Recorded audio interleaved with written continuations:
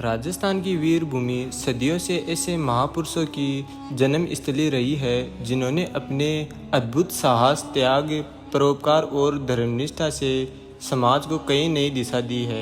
इन्हीं महान लोक नायकों में लोक देवता पाबूजी महाराज का नाम भी अत्यंत सम्मान और श्रद्धा के साथ लिया जाता है। राजस्थान के गांव-गांव में आज भी पाबूजी महाराज की गाथाएं बड़े गर्व से सुनाई जाती है। उन्हें गौ रक्षा, निर्बलों के सहायक, वचन के पक्के और शूरवीर योद्धा तथा लोक कल्याण के लिए अपना जीवन समर्पित करने वाले महान लोक देवता के रूप में पूजा जाता है।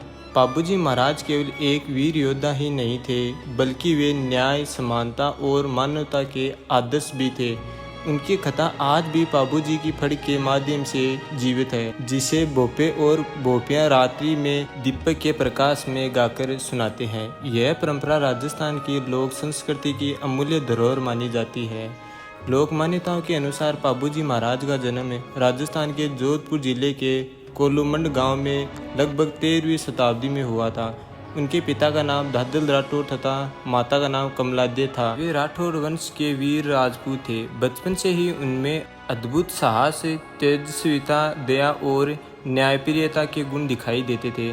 बाल्यकाल से ही उन्होंने घुड़सवारी, शस्त्र संचालन तथा युद्ध कला का अभ्यास कराया गया। वे अपने साथियों के साथ युद्धाभ्यास करते और गरीबों तथा असहायों की सहायता करते थे। उनकी प्रतिभा देखकर लोग कहते थे कि यह बालक भविष्य में महान योद्धा बनेगा। पाबूजी महाराज अत्यंत आकर्षक व्यक्तित्व के धनी थे। वे बलशाली होने के साथ साथ अत्यंत विनम्र और दयालु भी थे। वे सत्य बोलते थे, अपने वचन का पालन करते थे तथा किसी भी परिस्थिति में धर्म का साथ नहीं छोड़ते थे। पाबूजी महाराज की प्रसिद्ध घोड़ी केसर कालमी राजस्थान की लोक कथाओं में विशेष स्थान रखती है। कहा जाता है कि यह घोड़ी अत्यंत तेज, बुद्धिमान और स्वामी भगत थी।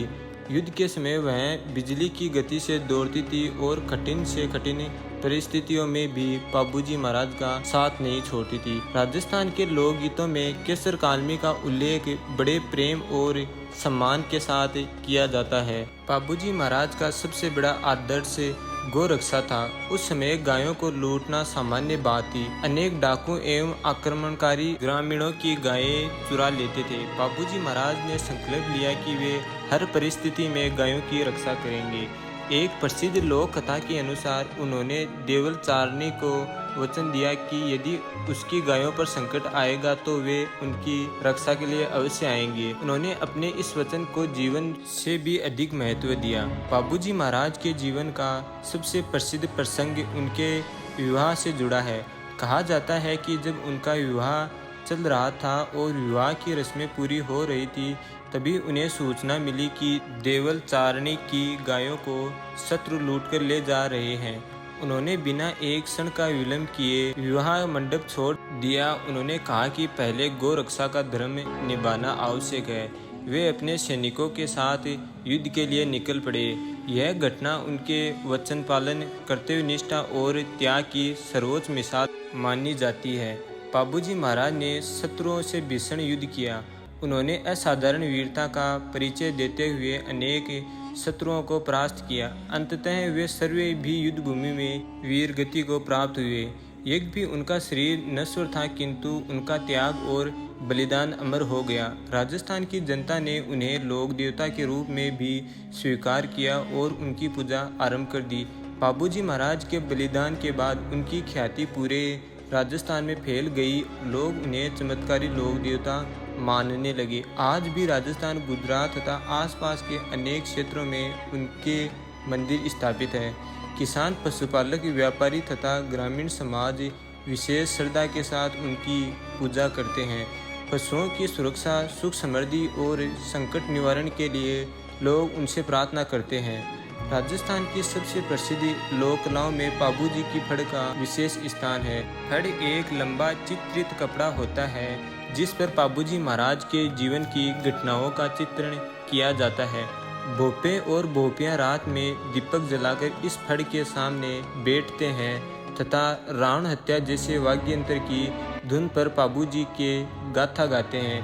फड़ केवल चित्रकला नहीं बल्कि यह संगीत, नृत्य, अभिनय, चित्रकला और लोक साहित्य का भी अद्भुत संगम है।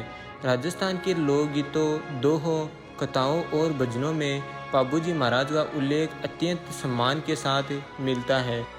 उनकी वीरता, गौरक्षा तथा त्याग की कहानियाँ पीढ़ी दर पीढ़ी सुनाई जाती रही है।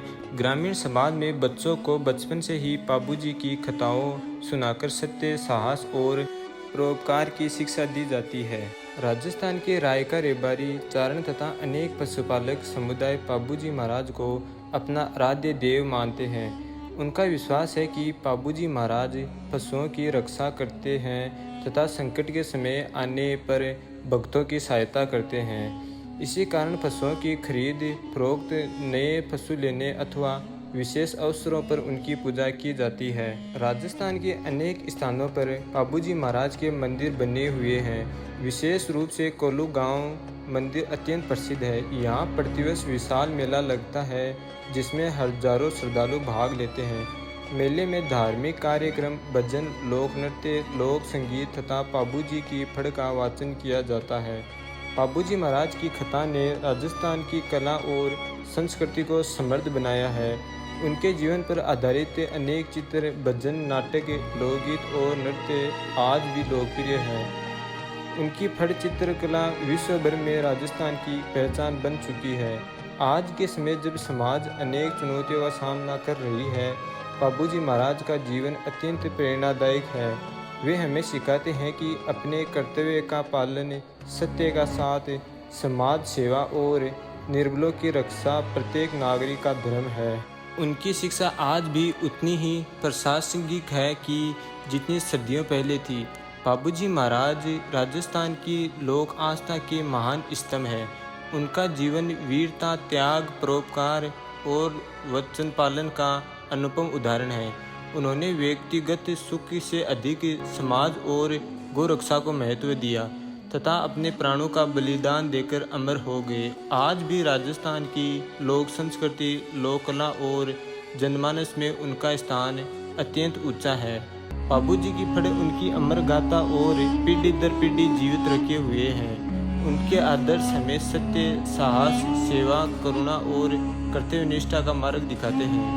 इस प्रकार बाबूजी महाराज केवल राजस्थान के ही नहीं बल्कि पूरे भारत की लोक परंपराओं के अमर लोकनायक हैं। उनका जीवन हमें संदेश देता है कि जो व्यक्ति अपने वचन, धर्म और समाज की रक्षा के लिए समर्पित रहता है वह सदैव लोगों के हृदय में अमर रहता है। बाबूजी महाराज का जीवन हमें अनेक प्रेरणाएं देता है। वचन का पालन सबसे बड़ा धर्म है और धर्म की रक्षा के लिए त्याग आवश्यक है।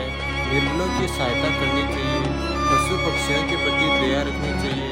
समाज की रक्षा प्रत्येक व्यक्ति का कर्तव्य है और साहस और सत्य अंततः विजय दिलाते हैं। बाबूजी महाराज आज भी वर्तमान